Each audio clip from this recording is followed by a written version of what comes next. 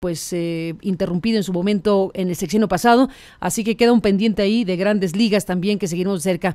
Pero déjenme, Lorenzo, Sergio, detener en otra parte que también impacta de manera muy seria al tema de la libertad de expresión y de las líneas editoriales y de lo que se dice, no se dice, de lo que se informa, no se informa, de cómo se informa o no en este país y que está vinculado a muchos temas. En este caso, lo que puede ocurrirle a un analista como Sergio Aguayo, a periodistas, pero en este caso a un analista y especialista en materia política como Sergio Aguayo, cuando dices o escribes algo y un poderoso exgobernador y expresidente del PRI, pues te zorraja un recurso legal, como el que pretendía sacar 10 millones de pesos para sufragar un presunto daño moral. Y bueno, pues lo que tuviste que vivir junto con tus abogados, los abogados Beristain, que han hecho un gran trabajo a favor de la libre expresión en México, bueno, pues lo que fue todo este proceso que ha tenido una resolución. Sergio, déjame preguntarte por esto, porque un juez te absolvió del pago de 10 millones de pesos que te exigía el expresidente del PRI, Humberto Moreira. Cuéntanos de los detalles, Sergio. Carmen, podría detenerme en mil anécdotas de lo que significa enfrentar una burocracia judicial lenta, corrupta, impredecible, porque en los 3 años padecí a un juez parcial que favoreció una primera etapa a Humberto Moreira, y luego tuve el privilegio de caer con un juez que hizo un trabajo muy profesional. Pero voy al fondo del asunto, vamos, no me detengo en mi caso, sino al hecho muy revelador de que los tres que estamos conversando esta mañana, Lorenzo, tú y yo, hemos padecido demandas por daño al honor. A los tres nos han zorrajado, utilizando tu expresivo verbo,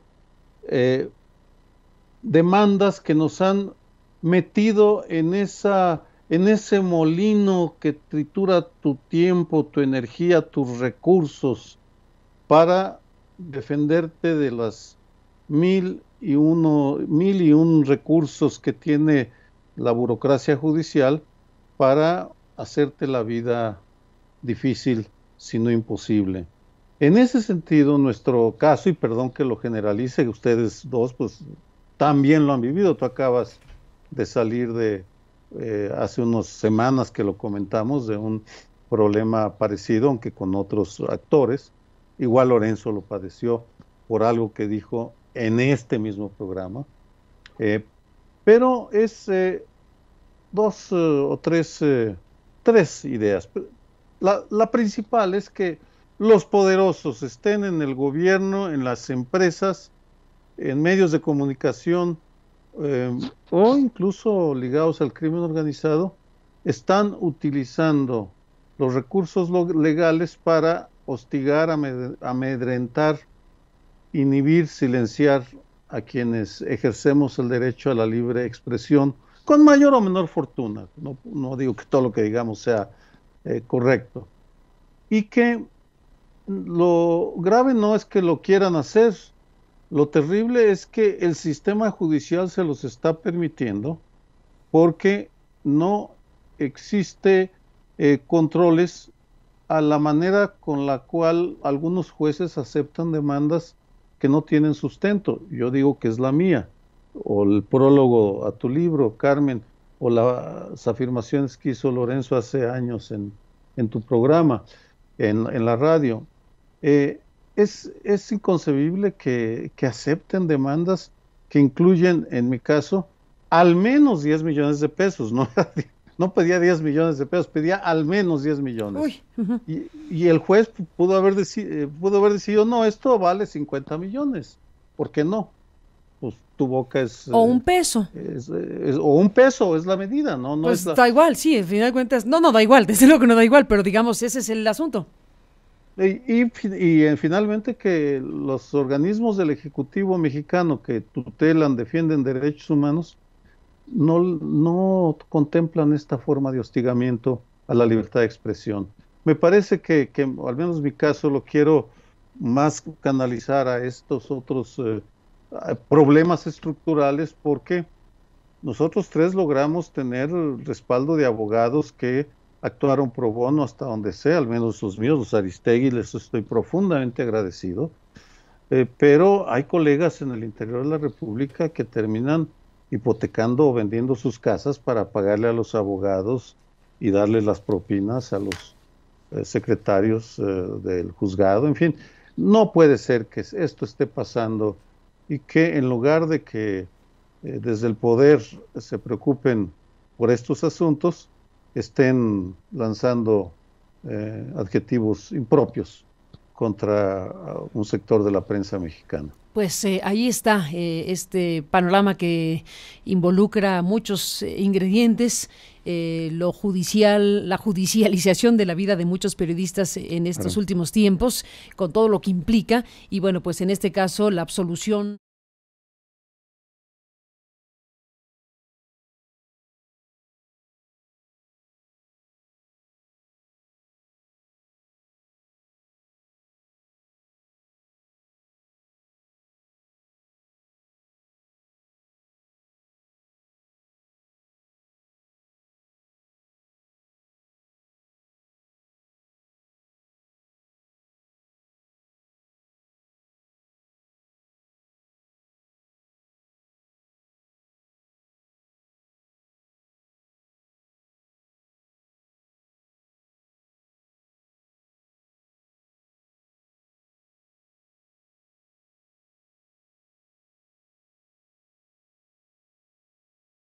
Por válidos sus argumentos, es parte de los procedimientos judiciales de los muchos que tuviste que vivir y los abogados, y que finalmente, bueno, pues Aguayo, en el comunicado que emitieron el fin de semana, pues te referiste a este litigio como algo que ilustra la creciente utilización de las demandas por daño moral para acosar a los periodistas. Así que el que quiera conocer con detalle este documento, pues está ya subido a nuestro sitio. La demanda, que se remonta al 20 de enero de 2016, cuando publicaste esa columna en Reforma y la reproducción en otros diarios, pues ahí estaba Moreira retenido en España, y bueno, pues dijiste que este político, o de este político, se desprendía un hedor corrupto, y que en el mejor de los escenarios pues fue omiso ante terribles violaciones a derechos humanos cometidos en Coahuila, y bueno, pues todo lo que se publicó en su momento.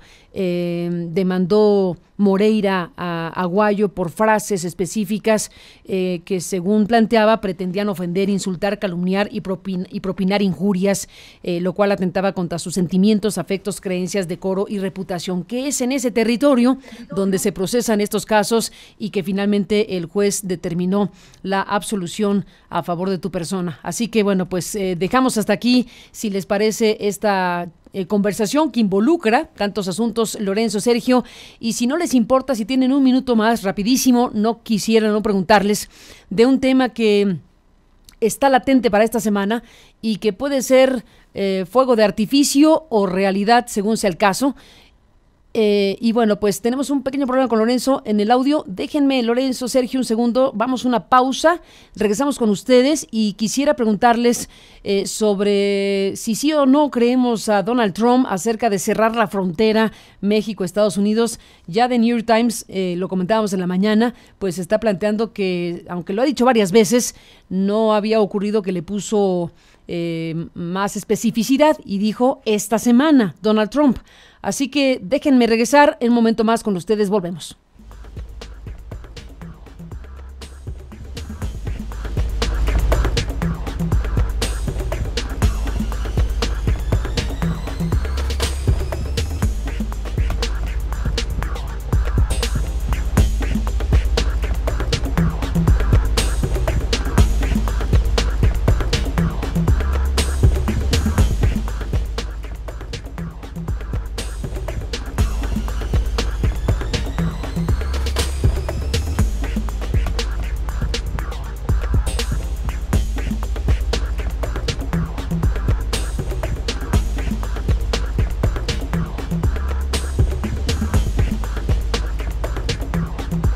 Entérate. Los mejores momentos, Aristegui en vivo. Entrevistas.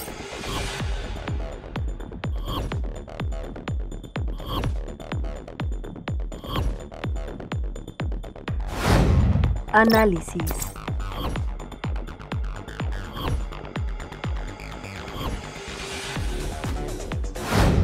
Debate.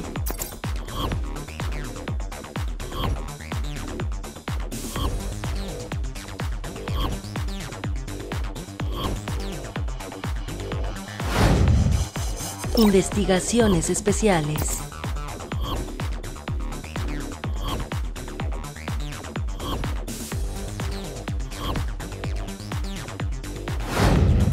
Último momento.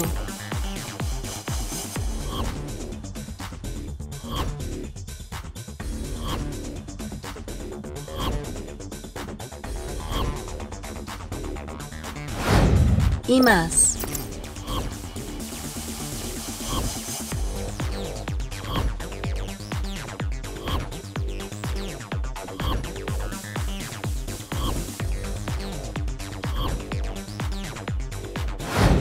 Consulta la sección Entérate en aristeguinoticias.com.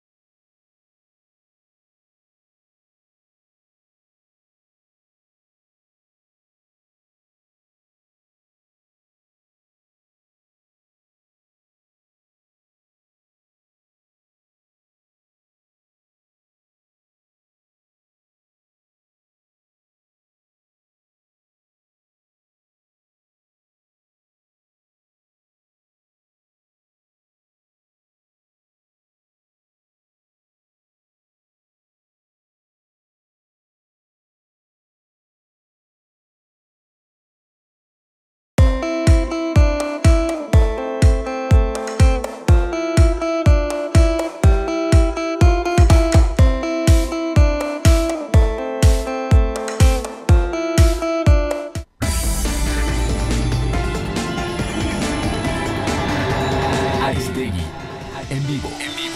Regresamos.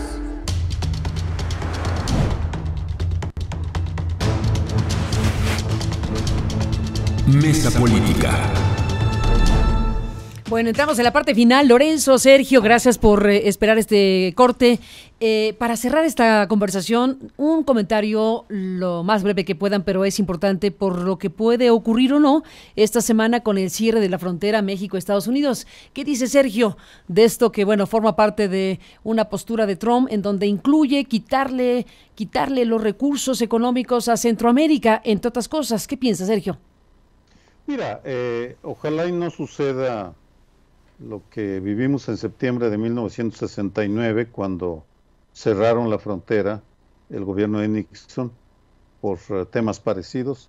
Era el combate al tráfico de drogas, Recuerdo que en aquella ocasión el gobierno de Gustavo Díaz Ordaz cedió en unos cuantos días a las exigencias de Richard Nixon, del gobierno de Richard Nixon, y uno de los operadores, Gordon Liddy, escribiría en sus memorias años después que la operación Intercepción fue un chantaje internacional claro, directo y brutal que funcionó, y dijo, esperábamos que México iba a aguantar más, pero se dio muy pronto. Espero que no sea así fervientemente, pero por ahora yo no veo una política clara de parte del gobierno de Andrés Manuel López Obrador. Espero equivocarme. Bueno, está la consulta que hizo en Poza Rica, Lorenzo, el presidente López Obrador, le contesto no a le contesto no a Donald Trump, y todo el mundo dijo, no, bueno, no sabemos si es una muestra representativa de lo que opine la nación, pero digamos que es una muestra en Poza Rica. ¿Qué decir del asunto? ¿Qué decir frente a un bravucón del barrio, no? ¿Te enfrentas al bravucón o te cruzas la calle? ¿Cuál es la mejor medida, Lorenzo? Bueno, partamos rápidamente de la diferencia de poderes.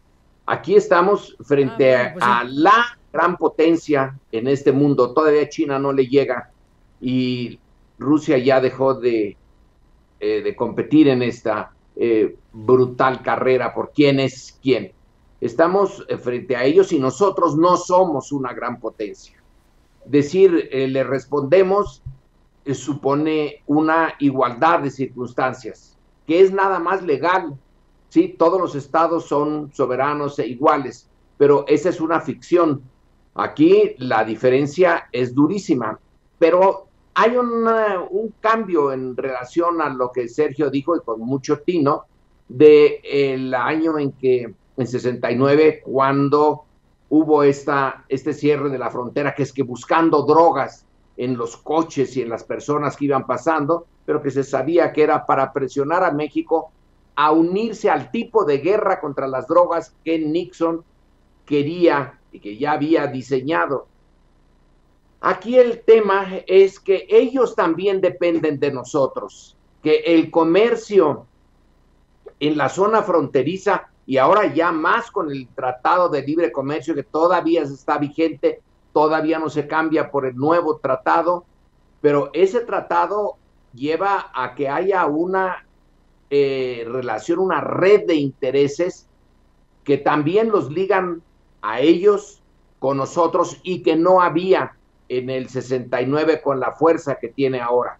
México, como te dijo alguien que entrevistaste hace rato, tiene la posibilidad de esperar que los propios intereses norteamericanos detengan a Trump, como lo detuvieron cuando estaba con la idea de acabar con el Tratado de Libre Comercio, y que los representantes de los intereses agrícolas dijeron, oigan, no, porque nuestro mercado está en México, o una parte muy importante. Aquí lo curioso es que dependemos más de lo que los propios norteamericanos hagan para detener a Trump que de nosotros mismos, porque otra vez la correlación de fuerzas es muy dispareja y nosotros estamos perdiendo en ese campo.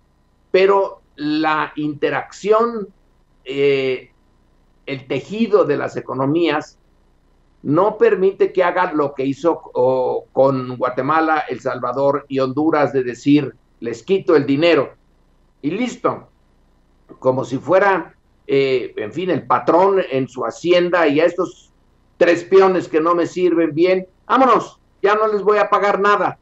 Y dice, México también se está beneficiando muchísimo. Bueno, pues el Tratado de Libre Comercio, nadie les puso una pistola para que lo firmaran. Lo firmaron con mucho gusto algunos de los intereses que hoy tendrían, seguro que van a empezar a decir, un momento, esto no es como dice el señor Trump.